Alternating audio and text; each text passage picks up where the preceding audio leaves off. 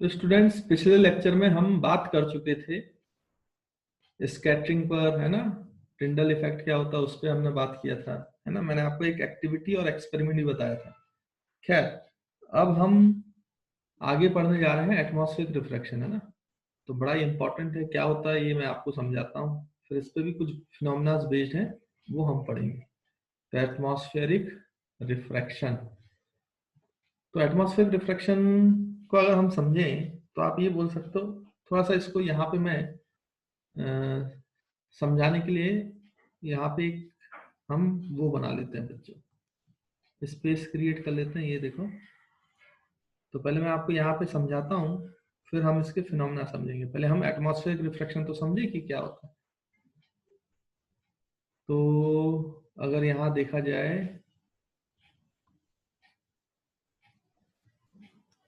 तो बच्चों क्या होगा कि जैसे मैं आपसे बोलूं कि हमारे पास बहुत सारी लेयर्स हैं। आपको याद होगा, मैंने आपको बताया था रिफ्रैक्शन में कि जब भी रे रेयर मीडियम से डेंसर मीडियम में जाती है तो वो कैसे बैंड होती है बच्चों, towards the normal. Towards the normal band होने का मतलब क्या था, मैंने आपको बताया था कि एंगल ऑफ इंसिडेंस जो है वो एंगल ऑफ रिफ्रैक्शन से बड़ा होगा। और मैंने इसी का उल्टा ये बोला था कि अगर डेंसर मीडियम से रे जो है वो रेयर मीडियम में जाती है इस तरीके से, तो फिर वो away from the normal band होती है। तो अवे फ्रॉम द नॉर्मल का क्या मतलब होता था कि जो एंगल ऑफ इंसिडेंस है वो less than angle of refraction होगा, है ना। तो ऐसे हम बात कर चुके थे। अगर मैं बोलूं कि मीडियम बार बार बदल रहा है, बहुत तेजी से बदल रहा है, जैसे कि मान लीजिए कि यहाँ से नीचे रेयर मीडियम है, मान लो रिफ्रैक्टिव इंडेक्स n1, उसके ऊपर फिर एक और मीडियम है जिसका रिफ्रैक्टिव इंडेक्स n2 है, फिर उसके ऊपर एक और मीडियम है जिसका रिफ्रैक्टिव इंडेक्स n3 है, फिर उसके ऊपर और मीडियम है जिसका रिफ्रैक्टिव इंडेक्स बच्चों n4 है, फिर एक और मीडियम है जिसका रिफ्रैक्टिव इंडेक्स मान लीजिए n5 है। ऐसे बहुत सारी लेयर्स है, मान लो बहुत सारी लेयर्स है रिफ्रैक्टिव इंडेक्स, ऐसे बहुत ऐसे ऐसे और भी n6 एंड सो ऑन। तो ऐसी बहुत कम डिस्टेंस में मीडियम चेंज हो रहा है, बहुत सारे रिफ्रैक्टिव इंडेक्सेस हैं, लेट्स सपोज, है ना बच्चों। तो जो सबसे ऊपर वाला रिफ्रैक्टिव इंडेक्स है मान लो n7, तो n7 में बोल रहा हूँ लेस देन n6 है। n6 जो है बच्चों वो लेस देन n5 है। n5 जो है बच्चों वो लेस देन n4 है, वो लेस देन n3 है। फिर ऐसे मतलब जैसे जैसे आप नीचे जाते जा रहे हो n7 से नीचे की तरफ, तो आपका रिफ्रैक्टिव इंडेक्स मान लो घट रहा है बच्चों, घट रहा है, घट रहा है, घट रहा है। आपका रिफ्रैक्टिव इंडेक्स जैसे जैसे आप यहाँ से ऊपर से कहाँ जा रहे हो बच्चों, नीचे की तरफ, नीचे की तरफ, तो ये रिफ्रैक्टिव इंडेक्स जो मीडियम का है वो घट रहा है, घट रहा है। इसका मतलब जो सबसे ऊपर वाला है वो सबसे ज्यादा डेंसर मीडियम होगा, फिर उससे कम डेंसर नीचे वाला होगा, फिर उससे कम डेंसर और नीचे वाला होगा, फिर उसके कम डेंसर। यानी आप ध्यान से देखो तो अगर आप n7 और n6 को कंपेयर करते हो तो n7 डेंसर होगा इन कंपैरिजन टू n6। तो n6 रेयर होगा n7 के मुकाबले, लेकिन n6 n5 के मुकाबले, क्योंकि n6 से n5 कम है, तो फिर n5 रेयर हो जाएगा और n6 डेंसर होगा। अब सोचो ऊपर से अगर कोई लाइट रे आया ऐसे, है ना बच्चों, देखो ऊपर से अगर मैं बोलूं कि ऐसे कोई लाइट रे आ रही है, तो ये देखो जब वो n7 से n6 पे आएगा तो डेंसर मीडियम है ना बच्चों, तो डेंसर मीडियम में टूवर्ड्स द नॉर्मल बढ़ जाएगा। फिर जब वो और ज्यादा n6 से n5 आएगा तो फिर से वो रेयर और मीडियम में आ रहा है ना बच्चों, मतलब रेयर से डेंसर में आ रहा है, क्योंकि n6 रेयर हो जाएगा किसके कंपैरिजन में, n5। n7 रेयर है किसके कंपैरिजन में, n6, क्योंकि n6 बड़ा है ना n7 से, तो टूवर्ड्स द नॉर्मल। फिर ये जब टूवर्ड्स द नॉर्मल बढ़ गया तो फिर उसके बाद n6 के बाद वो n5 में आ रहा है, तो n5 और कम और ज्यादा है n6 से, तो इसका मतलब इसका जो डेंसर रेयर मीडियम है वो अब डेंसर मीडियम में जारी रही, तो फिर से टूवर्ड्स द नॉर्मल बैंड हो जाएगी। फिर अगर आप देखो तो फिर से n4 और डेंसर है तो और टूवर्ड्स द नॉर्मल बैंड होगी, फिर और डेंसर है n3 तो और टूवर्ड्स द नॉर्मल बैंड होगी, फिर और है तो फिर और टूवर्ड्स द नॉर्मल बैंड होगी। तो अगर ये कंटिन्यूसली ऐसे बैंड हो रही है बच्चों, तो देखो ये जो लाइट रे है जब ये ऐसे आएगी स्पेस में से, तो ये ऐसे कर्व्ड पाथ लेती है बच्चों, कर्व्ड पाथ, कर्व्ड पाथ। यानी कोई ऑब्जेक्ट अगर इधर रखा है और आप यहां से देख रहे हो उस ऑब्जेक्ट को, यहां से बच्चों, यहां से, तो ये रे ऐसे आई इस ऑब्जेक्ट से, लेकिन यहाँ पे लगातार रिफ्रैक्टिव इंडेक्स चेंज हो रहा है, तो इसकी वजह से ये ऐसे बैंड हुई, बैंड हुई, बैंड हुई, बैंड हुई, बैंड हुई, बैंड हुई, continuously towards the normal, towards the normal, towards the normal band हो रही है। लेकिन जब हम आंखों से देखते हैं तो जो हमें इस ऑब्जेक्ट की इमेज दिखाई देगी वो तो हम ये मानते हैं कि लाइट स्ट्रेट लाइन से आई है, मतलब ये ऑब्जेक्ट हमें यहाँ दिखाई देगा। ये बेंडिंग की वजह से ये ऑब्जेक्ट यहाँ था, बट ये बेंडिंग होते होते होते होते होते होते तो हमारी आंखों में लाइट रही तो ऑब्जेक्ट कहीं और दिखाई देगा ना बच्चों। जैसे याद करो मैंने आपको बताया था कि अगर लेयर है, यहाँ कहीं ऑब्जेक्ट रखा है, ये डेंसर मीडियम है, ये रेयरर मीडियम है, और अगर आप ऊपर से देख रहे हो तो ये बेंडिंग फिनोमिना की वजह से एक रे तो सीधी चली जाएगी जो परपेंडिकुलर होगी, लेकिन एक जो है वो बैंड होगी तो टुवर्ड्स द नॉर्मल बैंड होगी, तो इसकी इमेज ऊपर नजर आती है ना बच्चों, एपरेंट डेप्थ याद करो। तो जो ऑब्जेक्ट होता है उससे इमेज कहीं और नजर आती है। तो यहाँ पे भी तो ये लगातार बैंड हुई बैंड हुई बैंड हुई बैंड हुई बैंड हुई बैंड हुई, तो जो हमें ऑब्जेक्ट की इमेज दिख रही है वो तो स्ट्रेट लाइन पे दिखेगी, तो इसकी इमेज यहाँ कहीं दिखेगी, मतलब ये नहीं दिखाई देगा हमें ऑब्जेक्ट, ये दिखाई देगा कंटिन्यूसली चेंज होने की वजह से। इसका पाथ कंटिन्यूसली चेंज हो रहा है, तो जहां पे ऑब्जेक्ट है वहां नहीं दिख रहा है, जहां पे उसकी इमेज बनेगी वहां पे हमें दिखाई देगा, तो ये अपनी अपनी पोजीशन चेंज करेगी। तो बच्चों एटमॉस्फेयर में भी हमारे यही होता है, ये जो लेयर्स हैं हमारे एटमॉस्फेयर में, ये एटमॉस्फेरिक लेयर्स होती हैं। जैसे आपने पढ़ा होगा ज्योग्राफी वगैरह में कि सबसे नीचे की लेयर जो है वो स्ट्रेटोस्फियर होती है ना, स्ट्रेटोस्फियर, फिर टॉपोस्फियर, इस तरीके की लेयर्स होती है ना, मिसोस्फियर, फिर ऊपर आयनोस्फियर होती है ना, तो इस तरीके से बहुत सारी लेयर्स होती हैं बच्चों। तो एटमॉस्फेयर की जो लेयर्स होती हैं अलग अलग, एटमॉस्फेयर में बहुत सारी लेयर्स होती हैं, तो ये जितनी भी लेयर्स हैं अलग अलग, ये सारी लेयर्स एटमॉस्फेयर की कैसे बिहेव करती हैं, अलग अलग रिफ्रैक्टिव इंडेक्स वाला।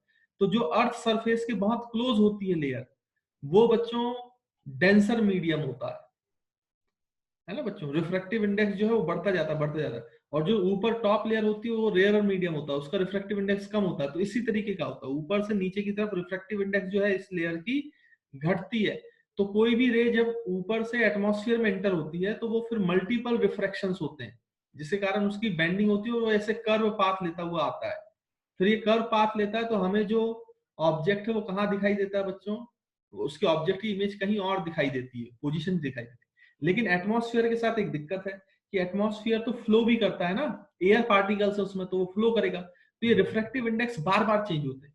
तो ये जो कर्व पाथ है ये बार बार चेंज होगा। तो पहले ये स्टार की इमेज यहाँ बन रही थी, लेकिन कुछ समय के बाद ये जो लेयर्स हैं इनका ये फ्लो होने की वजह से रिफ्रैक्टिव इंडेक्स चेंज हो गया, तो अब ये पाथ जो है कर्व पाथ वो ऐसे हो गया। तो इसके कारण स्टार की पोजीशन यहाँ दिखाई दे रही है जब आप रात में देखो। तो कंटिन्यूअसली रिफ्रैक्शन और ये कर्व पाथ चेंज होने की वजह से इमेज की पोजीशन लगातार चेंज होती है।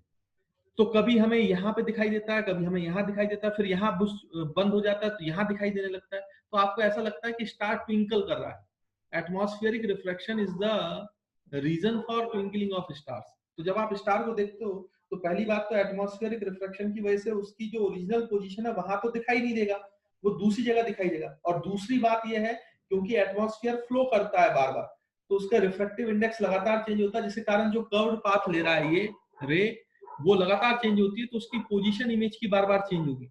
और पोजीशन अगर बार बार चेंज होगी तो एक बार स्टार यहाँ दिखाई देगा, तो एक बार यहाँ दिखाई देगा, तो फिर एक बार यहाँ दिखाई देगा, सेम स्टार। तो आपको ऐसा लगता है कि स्टार ट्विंकल कर रहा है, ट्विंकल। तो this is the reason for twinkling of stars, है ना। उसके पीछे रीजन है एटमॉस्फेरिक रिफ्रैक्शन। मेरे ख्याल से एटमॉस्फेरिक रिफ्लेक्शन आपको समझ में आ रहा होगा, और ट्विंकलिंग ऑफ स्टार क्यों होता है ये भी बच्चों आपको क्लियर हुआ है ना। तो इसको जल्दी से हम लोग पढ़ लेते हैं फिर एक बार, यहाँ पे सारी थ्योरी लिखी हुई है जो मैंने आपको समझाई है, तो देखिए। तो देखो बच्चों ये जो डायग्राम बनाया हुआ है ना, ये ऑप्टिकल रिफ्रैक्टिव इंडेक्स और सरफेस ऑफ अर्थ। तो देखो जैसे जैसे आप ऊपर से नीचे की तरफ आ रहे हो, ऊपर से नीचे की तरफ, रिफ्रैक्टिव इंडेक्स और optical density of atmosphere increases. तो ये नीचे की तरफ आते हो ना तो ये लेयर्स होती हैं, तो ये इंक्रीज कर रहा है। इसलिए देखो जब ये ऊपर से नीचे आ रहा है सरफेस ऑफ अर्थ पे, तो ये ऐसे कर्व पाथ लग रहा है टुवर्ड्स द नॉर्मल की तरफ। देखो ये कर्व पाथ, तो यही आपको यहाँ पे बताया गया। हाई एल्टीट्यूड से नीचे आ रहे हो तो optical density refractive index increase हो रहा है, इंक्रीज हो रहा है। तो ये जो है बच्चों इस तरीके से आपका कर्व पाथ ले रहा है ना। तो हमें जब दिखाई देता है तो हमें तो स्ट्रेट लाइन बनती है, तो अगर यहाँ कोई ऑब्जेक्ट है तो उसकी इमेज ऐसे दिखाई देगी। और क्योंकि एटमॉस्फेयर कंटिन्यूसली चेंज हो रहा है तो फिर ये कर्व पाथ कभी ऐसे हो जाएगा, तो इसके कारण हमें इमेज यहाँ दिखाई देगी। तो अगर कोई स्टार है जब रात में देख रहे हैं तो उसकी इमेज लगातार चेंज होती रहती है, कंटिन्यूसली चेंज होती रहती है। तो यहाँ से बंद होके वो यहाँ दिखता है, फिर यहाँ से बंद होके वो यहाँ दिखता है, तो ऐसा लगता है कि स्टार ट्विंकल कर रहा है, due to change in its position due to atmospheric reflection.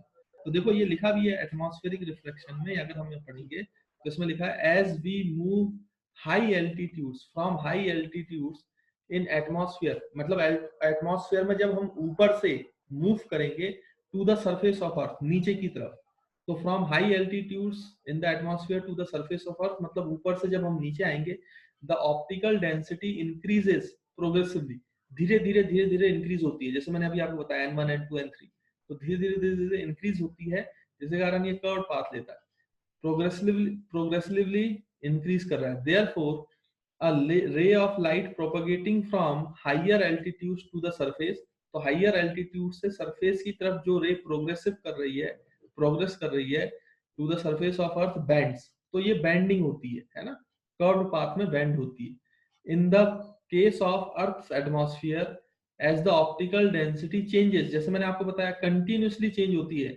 Refractive index, क्योंकि फ्लो करती है ना, एटमॉस्फेयर तो फ्लो करता है हमारा, तो as in the case of earth atmosphere the optical density continuously changes, therefore bending of light take place continuously, तो continuously वो अलग अलग रास्ते से बैंड होती रहती है। this result in the curved path of light ray, तो ये curved path of light ray का result, मतलब curved path इसलिए बनता है। and this phenomena is called as atmospheric reflection, और इसी phenomena को कहा गया atmospheric reflection। तो आपको ये लिखा यहाँ पे देखें, तो इस एटमॉस्फेरिक रिफ्लेक्शन पे बेसिस पे बहुत सारे क्या है बच्चों फिनोमेनाज हैं, उनको भी हम समझते हैं। तो number of practical phenomenas can be explained on the basis of atmospheric reflection. तो चलिए बच्चों नीचे हम पढ़ते हैं कौन कौन से फिनोमेनाज हैं। तो मैं यहाँ ड्राइंग क्लियर कर देता हूँ और हम लोग थोड़ा सा इसमें नीचे की तरफ आते हैं। देखिए, तो जो पहला फिनोमिना है ट्विंकलिंग ऑफ स्टार्स, तो मैंने बता ही दिया है, वो हम लास्ट में पढ़ेंगे। पहले यहाँ पे जो फिनोमिना है उसको पढ़ लेते हैं। तो यहाँ पे पहला फिनोमिना क्या है कि sun can be seen 2 minutes before the actual sunrise, यानी उसको एडवांस सनराइज बोलेंगे, and 2 minutes after the actual sunset, मतलब डिलेड सनसेट।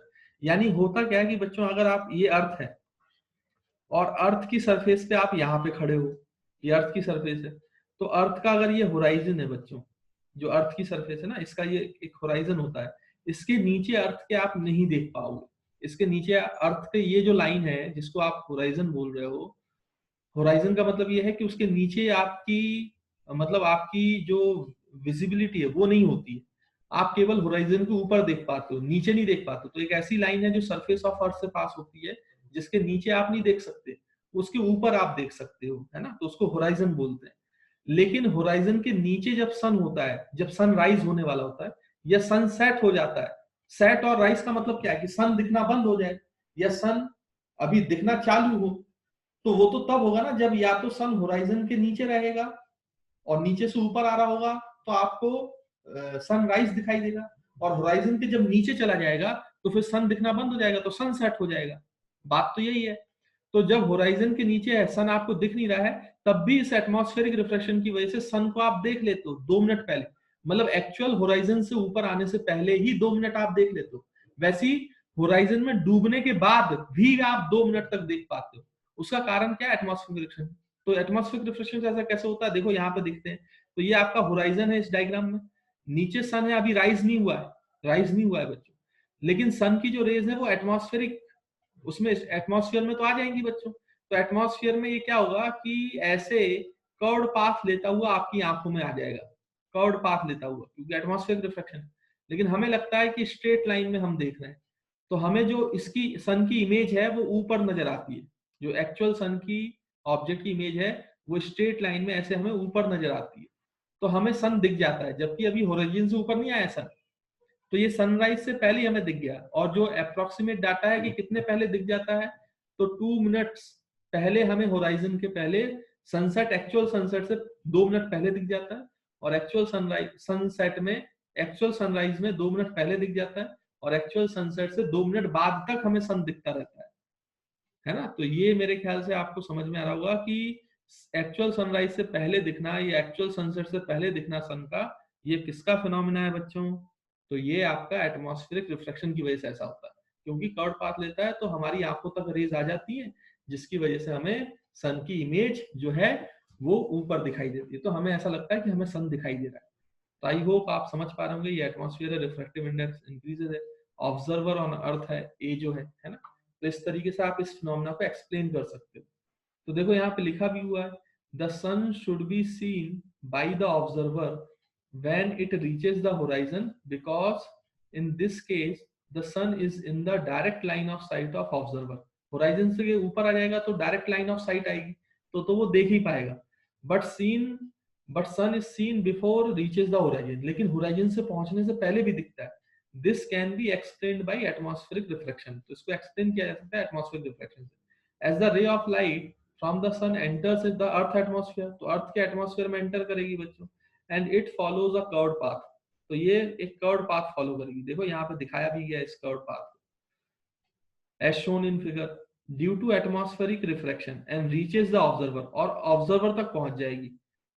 तो इससे क्या होगा, it appears to the observer as the rays are coming from image, तो ऐसे उसको स्ट्रेट लाइन में दिखाई देगा कि वो इस इमेज से बनती हुई आ रही, तो इस ऑब्जेक्ट की इमेज दिखाई देगी उसको, है ना। And therefore sun is seen by the observer at I, तो ये जो आई वाली पोजीशन है वहां पे सन की इमेज उसको दिखाई देगी, तो उसको लगेगा कि सनराइज हो चुका है। Remember that an image is seen along the final direction of rays reaching the eye. Sun is seen 2 minutes before the sun reaches the horizon, तो horizon से पहुंचने से 2 मिनट पहले ही हमें सन दिखना चालू हो जाता है due to atmospheric reflection. Same phenomena takes place at the time of sunset, तो जब ये सन यहाँ पे होराइजन से सेट हो रहा होगा तब भी तो यही होगा, ये कर्व पाथ लेके ऑब्जर्वर तक पहुंचेगा तो सन उसको सेट होता हुआ दिखाई नहीं देगा अभी, तो ये 2 मिनट बाद तक होराइजन से पास होने के बाद सन हमें दिखता रहता है due to atmospheric. The same phenomena takes place at the time of sunset. The sun is seen 2 minutes after the sun has gone below the horizon. Therefore, the duration of day increases by 4 minutes. इसलिए हमें जो दिन है हमारा थोड़ा सा बड़ा हो जाता है, 4 मिनट से ज्यादा का अंतर आ जाता है ना, ड्यू टू एटमॉस्फेरिक रिफ्लेक्शन। तो आई होप बच्चों आपको सनसेट और सनराइज कैसे एक्सप्लेन किया जाता है बाय यूजिंग एटमॉस्फेरिक रिफ्लेक्शन, ये आपको क्लियर होगा, समझ में आया होगा, है ना। तो ये समझने वाली चीज थी जो हमने समझ ली। तो this is the first application of atmospheric reflection, है ना। तो अब बच्चों हम नेक्स्ट एप्लीकेशन देखते हैं, वो क्या कहती है उसको भी जल्दी से हम एक बार रीड आउट करते हैं। देखिए बच्चों, जो सेकंड फिनोमेना है on the basis of atmospheric reflection, वो है stars appears higher than their actual position. तो जो स्टार की एक्चुअल पोजीशन है उससे वो हमें ज्यादा ऊपर नजर आता है जब हम अर्थ से देखते हैं। तो क्यों देखते हैं भाई, ये मैं अभी आपको एक्सप्लेन कर चुका हूँ कि अर्थ के सरफेस पे अगर कोई ऑब्जर्वर खड़ा हुआ है तो स्टार से जब लाइट रे आती है, लेकिन जैसे ही वो एंटर करती है एटमॉस्फेयर में तो कर्व्ड पाथ लेती है, ऐसे कर्व्ड पाथ लेती है। तो कर्व्ड पाथ में हमें तो ऐसा लगता है ना कि स्टार से वो स्ट्रेट लाइन से आ रही है, तो इस सन की, इस स्टार की इमेज हमें ऐसे ऊपर दिखाई देती है बनती हुई। तो जितना उसका एक्चुअल पोजीशन है उससे हमें ऊपर नजर आता है ड्यू टू एटमॉस्फेरिक रिफ्लेक्शन।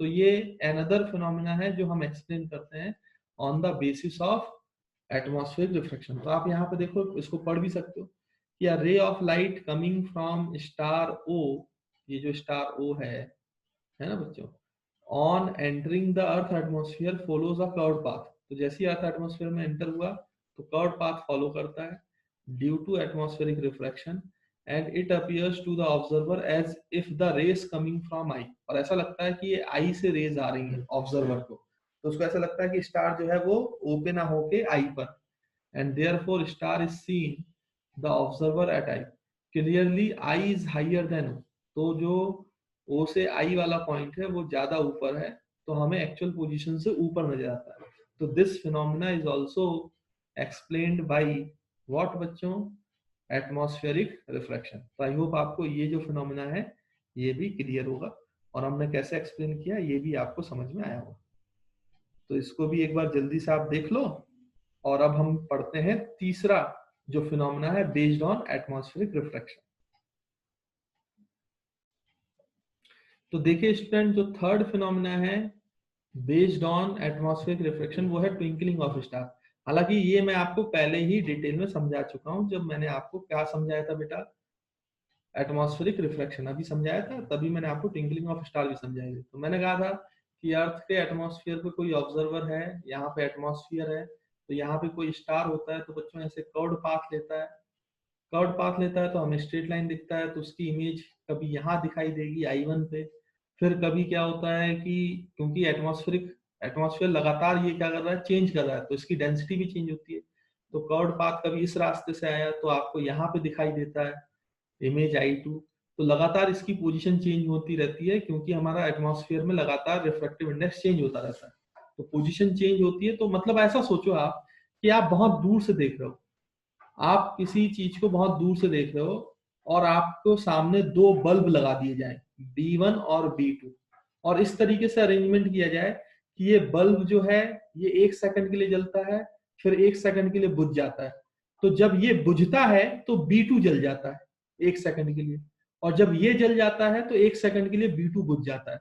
तो बल्ब B2 जब बुझा है तो B1 दिख रहा है, B1 बुझ गया तो B2 दिख रहा है, B2 बुझ गया तो B1 दिख रहा है। तो आपको ऐसा लगेगा कि ये एक ही बल्ब है और ये ट्विंकलिंग करते हुए नजर आ रहा है, मतलब जल रहा है बुझ रहा है, जल रहा है बुझ रहा है, जल रहा है बुझ रहा है, मतलब एक ही बल्ब है। लेकिन वो आपको ऐसा लग रहा है, मतलब दो बल्ब है लेकिन आपको ऐसा लग रहा है कि एक बल्ब है जो कि वो एक बार जलता है एक बार बुझता है, जलता है बुझता है, तो ये ट्विंकलिंग करते हुए नजर आएगा। वैसे ही है, जब ये इमेज बन रही थी तो ये दिखाई दी, लेकिन जैसे रिफ्रैक्टिव इंडेक्स चेंज हो गया तो ये इमेज दिखाई दी, फिर रिफ्रैक्टिव इंडेक्स चेंज हुआ तो ये बंद हुई तो ये इमेज दिखाई दी। तो एक बार ये दिखती है, एक बार ये दिखती है, एक बार ये दिखती है, एक बार यहाँ दिखती है। तो आपको ऐसा लगता है कि स्टार जो है वो ट्विंकलिंग कर रहा है, रियलिटी में वो कोई ट्विंकलिंग नहीं कर रहा होता, लेकिन वो एक बार अपनी पोजीशन चेंज कर रहा होता है लगातार, तो आपको लगता है कि उस जगह पे बुझ गया फिर जल गया, फिर बुझ गया फिर जल गया, तो आपको ऐसा लगता है कि स्टार जो है वो ट्विंकल कर रहा है। तो this is the reason of twinkling of star. तो देखो यहाँ पे लिखा भी हुआ है, उसको पढ़ भी सकते हैं आप। The light from stars reaches us after atmospheric reflection. तो जो भी लाइट है स्टार से आ रही है वो एटमॉस्फेरिक रिफ्लेक्शन करके हमारे पास आएगी, है ना, ये बात तो तय है। तो the atmosphere is not study, जैसे मैंने आपको बताया फ्लो होता रहता है, स्टडी तो है नहीं, because of change in temperature, temperature change होता है, एंड एयर मोबिलिटी, और हवा फ्लो होती रहती है उसकी वजह से। Therefore, refractive index of air in a given region keeps on changing। तो वो जो रिफ्रैक्टिव इंडेक्स है वो हमेशा चेंज होता रहता है, कंटिन्यूअसली एंड रैंडमली और continuously. Due to this the amount of light reaching earth is all not always the same. तो ये जो लाइट हमारे पास रीच करती है वो हमेशा सेम नहीं होती है, तो उसकी पोजीशन चेंज होती रहती है। देयरफॉर स्टार अपीयर्स ट्विंकलिंग, तो हमें ऐसा लगता है कि स्टार जो है वो ट्विंकलिंग। अच्छा बच्चों, आपको अगर प्रैक्टिकली भी इस चीज को देखना है ना तो आप प्रैक्टिकली देख भी सकते हो। आपने कभी अभी जैसे ठंड के दिन चालू हो जाएंगे तो आपने कभी देखा हो, अपने ऐसे देखा हो कि आपने आग जलाई हो, लकड़ी रखते हैं, आग जलाते हैं, है ना बच्चों, तो इस तरीके से आग जलता है ना। और मान लीजिए कि आप इस साइड बैठ रहे हो, अपने हाथ ताप रहे हैं, है ना, आग में, और सामने दूसरा एक व्यक्ति बैठा हुआ है, तो इसमें से ऐसे हवा निकलती है ना, धुआं निकलता है, गर्म हॉट एयर निकलती है। तो ये हॉट एयर लगातार चेंज होती रहती है, फ्लो करती रहती है, तो इस वाले रीजन का रिफ्रैक्टिव इंडेक्स लगातार चेंज होता है। तो जब आप सामने वाले को देखते हो ना तो आपको ऐसे झिलमिल झिलमिल सा दिखाई देता है, मतलब ऐसे वो लहराता हुआ नजर आता है, फ्लो करता हुआ नजर आता है, क्योंकि उसकी इमेज की पोजीशन लगातार चेंज होती है, क्योंकि इस रीजन में आपकी हॉट एयर लगातार चेंज हो रही होती है, तो रिफ्रैक्टिव इंडेक्स लगातार चेंज होता है। ये आपने प्रैक्टिकली शायद महसूस किया। आप जब किसी को कहीं पे आग लगा दोगे और उसके सामने से आप किसी को देखोगे तो उसके जो बीच का रीजन है उसमें लगातार जो एयर है, रिफ्रैक्टिव इंडेक्स है, वो लगातार चेंज हो रहा होता है। तो आपको जो सामने वाला आदमी है वो लहराते हुए नजर आता है, क्योंकि उसकी इमेज की पोजीशन लगातार शिफ्ट होती है ना। शायद आपने देखा हो, नहीं देखा हो तो कभी ऑब्जर्व करना, आपको दिखाई देगा। तो यही कारण भी स्टार में हो रहा है, क्योंकि हमारे एटमॉस्फेयर में भी लगातार एटमॉस्फेयर चेंज होता रहता है, फ्लो करता रहता है, टेम्परेचर चेंज होता रहता है। तो वहां पे उससे आने वाली लाइट जो है वो डिफरेंट डिफरेंट अमाउंट की होती है, अलग अलग जगह पे पोजीशन बनती है, इसलिए हमें स्टार जो है वो ट्विंकल करता हुआ नजर आता है। आई होप आपको ट्विंकलिंग ऑफ स्टार जो है फिनोमेना ये भी किससे एक्सप्लेन होता है बच्चों, एटमॉस्फेरिक रिफ्रैक्शन से। तो मेरे ख्याल से ये जो फिनोमेना है बच्चों ये भी आपको क्लियर होगा। अब इसमें जो लास्ट फिनोमेना है, मतलब लास्ट फिनोमेना नहीं, आप ये बोल सकते हो कि लास्ट क्वेश्चन जो है, एक क्वेश्चन पूछ लिया जाता है कि स्टार्स अगर आपको दिख रहे हैं तो ट्विंकल करते हुए नजर आते हैं, लेकिन प्लैनेट्स जो हैं, अगर आप प्लैनेट्स देख पाते हो, कभी कभी नॉर्मल आई से प्लैनेट्स दिख जाते हैं, जो बड़े प्लैनेट्स होते हैं जुपिटर वगैरह, जब क्लियर स्काई होता है अच्छा, तब आपको दिख जाता है ना। कभी अगर आपने ऐसे ऑब्जर्व किया हो रात में, बिना टेलीस्कोप के भी समझ में आता है, दिखता है वो, है ना। आजकल तो पॉल्यूशन बहुत ज्यादा हुआ है तो उतना क्लैरिटी से नहीं दिखता, लेकिन फिर भी अगर आपका एयर, आपका एटमॉस्फेयर क्लीन है, गांव वगैरह में हो आप, तो शायद आप कभी देखना तो आपको दिखते हैं ऐसे जो पास वाले प्लेनेट होते हैं, बड़े प्लेनेट होते हैं। तो वो प्लैनेट्स जो आपको दिखते हैं बेटा, तो वो ट्विंकल करते हुए नजर नहीं आते हैं, जबकि स्टार जो है वो ट्विंकल करते हुए नजर आते हैं, ट्विंकलिंग ऑफ स्टार्स होता है। तो आपसे यही क्वेश्चन पूछा जाता है कि प्लैनेट्स डू नॉट ट्विंकल, अगर दिखाई दे रहे हैं तो इसका कारण क्या है, जबकि स्टार ट्विंकल कर रहा है लेकिन प्लैनेट जो है वो ट्विंकल नहीं कर रहा है, जबकि सेम एटमॉस्फेयर है अर्थ का बीच में, फिर प्लैनेट्स क्यों नहीं ट्विंकल कर रहे हैं? तो उसका रीजन क्या है वो मैं आपको अब बताता हूं भाई, कि उसका कारण क्या है। तो देखिए स्टूडेंट्स, आपको यहाँ पे बोला जाए कि प्लैनेट्स अगर दिखाई दे रहे हैं तो planets do not twinkle while stars twinkle. इसका कारण क्या है? वाई? क्योंकि सेम एटमॉस्फेयर से लाइट जा रही है। तो देखिए इसका रीजन क्या है, यहाँ पे लिखा हुआ, हम पढ़ लेते हैं इसको।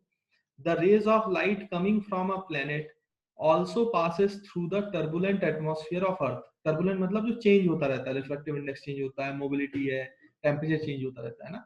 But planets do not twinkle, लेकिन प्लैनेट्स ट्विंकल नहीं करते। This can be understood as follows. तो इसको कैसे समझा जा सकता है उसको हम पढ़ लेते हैं। जैसे कि आपको पता है कि stars are very far away, stars तो हमसे बहुत दूर है ना बच्चों, and thus act as a point source of light, इसलिए वो बहुत छोटे दिखाई देते हैं, लगभग पॉइंट सोर्स मान सकते हैं उसको लाइट का। तो light coming from a point source is affected by atmosphere changes. तो वो जब एटमॉस्फेयर की चेंजेस से इफेक्ट कर रही है तो इफेक्ट होता है, उसकी पोजीशन चेंज होती है। बट प्लैनेट जो है, a planet is nearer as compare to star, लेकिन प्लैनेट तो स्टार से बहुत पास है ना हमारे, तो प्लैनेट की साइज तो ज्यादा हमें दिखाई देगी, बड़ी दिखाई देगी। तो प्लैनेट जो है वो डिस्क जैसा दिखाई देता है, जैसे आपने मून को देखा ना रात में, तो डिस्क जैसा दिखाई देता है, वैसे प्लैनेट भी डिस्क जैसे दिखाई देते हैं, वो पॉइंट साइज नहीं दिखाई देते हैं आपको। क्योंकि जबकि स्टार प्लैनेट से बड़े हैं, फिर भी स्टार छोटे दिखते हैं और प्लैनेट्स बड़े दिखते हैं। उसका कारण क्या है कि प्लैनेट्स हमारे से पास हैं तो वो बड़े दिखते हैं, जबकि वो स्टार से काफी छोटे हैं, जबकि स्टार बहुत दूर होते हैं, इसलिए वो हमें छोटे दिखाई देते हैं। Therefore a planet appears bigger as well, तो वो बिग दिखाई देगा। तो it can not be treated as point source of light, तो उसको पॉइंट सोर्स ऑफ लाइट की तरह ट्रीट नहीं कर सकते आप। In fact a planet can be considered as a collection of large number of point source. तो आप प्लैनेट को ऐसा सोच सकते हो कि बहुत सारे पॉइंट से मिलकर बना हुआ है वो। If intensity of light from one point source decreases, then it increases the other such that the overall average remains the same. तो अगर एक की लाइट, एक पॉइंट की लाइट कम भी हो रही होगी तो दूसरे पॉइंट की लाइट बढ़ रही होगी। तो कभी भी आपको, अगर आप उसकी एवरेज इंटेंसिटी की बात करें तो वो कभी भी चेंज नहीं होती, वो हमेशा सेम होती है। Therefore planets do not twinkle, इसलिए प्लैनेट जो ट्विंकल करते हुए नजर नहीं आता। आप समझने के लिए ऐसे समझें कि भाई अगर हम अर्थ के सरफेस के ऊपर हैं और ये हमारा एटमॉस्फेयर है, तो स्टार्स तो बड़े दूर हैं, बड़े दूर हैं, तो ये बहुत छोटे दिखाई दे रहे हैं पॉइंट साइज। तो जब इससे रे ऐसे आ रही है बच्चों ट्रेवल करते हुए, तो इसकी इमेज पहले यहाँ बन रही है, फिर इसकी इमेज यहाँ पे बन रही है, तो इसकी पोजीशन चेंज हो रही है, जिसकी वजह से हमें ये ट्विंकल करते हुए नजर आ रहा है। लेकिन आप प्लैनेट्स के बारे में सोचो, प्लैनेट्स तो बड़ा है, तो वो पॉइंट साइज नहीं दिखाई देगा, प्लैनेट्स तो हमें अच्छा खासा बड़ा साइज का दिखाई देगा। तो अब आप सोचो कि अगर इससे रिफ्रैक्ट भी कर रही है रे, तो इसकी पोजीशन में थोड़ा बहुत ऐसे चेंज भी आया है, चेंज भी आया होगा, तो इफेक्टिवली वो दूसरी लोकेशन पे तो नहीं गया। स्टार के केस में तो यहाँ से वो हटकर दूसरी लोकेशन पे दिखता था ना, फिर दूसरे से वो तीसरी लोकेशन पे दिखता है, तो ये लोकेशन ही अलग अलग होती थी। लेकिन अगर ये शिफ्ट भी हुआ होगा इसकी पोजीशन, तो इसकी मेन पोजीशन से ज्यादा शिफ्ट नजर नहीं आएगा, क्योंकि ये साइज में बड़ा दिखाई देता है, तो थोड़ा बहुत शिफ्टिंग नजर आएगा। और अगर और रेज ऐसे मुड़ जाएंगी तो इसका शिफ्टिंग थोड़ा और ऐसे दिखाई देगा। ओवरऑल आपको अलग अलग पोजीशन पे दिखाई नहीं देगा, मेन जो उसका ज्यादातर पोजीशन है, ज्यादातर जो पॉइंट्स है वो उसी पोजीशन पे दिखाई देंगे। इसलिए प्लैनेट्स आपको ट्विंकल करता हुआ नजर नहीं आता है, जबकि स्टार जो है वो ट्विंकल करता हुआ नजर आता है, क्योंकि star are very very far to the earth, तो अर्थ से बहुत दूर होते हैं और वो पॉइंट की तरह एक्ट करते हैं, जबकि प्लैनेट पूरा बिगर ऑब्जेक्ट की तरह एक्ट करता है, तो उसकी पोजीशन में इतना कोई खास चेंज नहीं आता है कि वो आपको ट्विंकल करता हुआ नजर आए, जो कि किसमें होता है बेटा? स्टार्स में, है ना।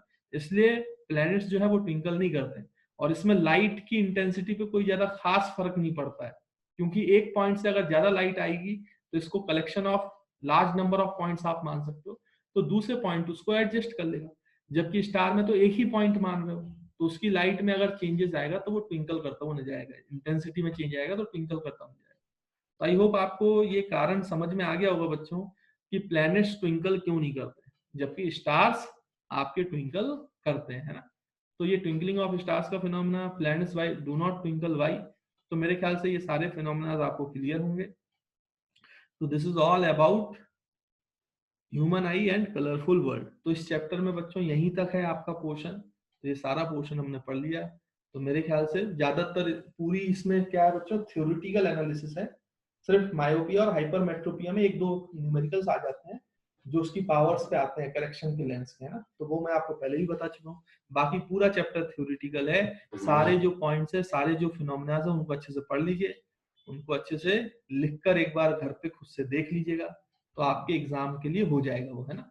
तो एग्जाम में आपसे बन जाएगा अच्छे से। तो थ्योरेटिकल चैप्टर है, आसान चैप्टर है, छोटा चैप्टर है, तो इसको जरूर एक बार आप अच्छे से रीड कर लेना। एक दो घंटे अगर आप अच्छे से पढ़ लेंगे इसको रेफरेंस बुक से या एनसीईआरटी से, तो आपको ये क्लियर हो जाएगा, तो फिर ज्यादा आपको मेहनत इस चैप्टर में करने की जरूरत नहीं। तो I hope human I and colourful world ये पूरा चैप्टर आप लोगों को अच्छे से क्लियर हुआ।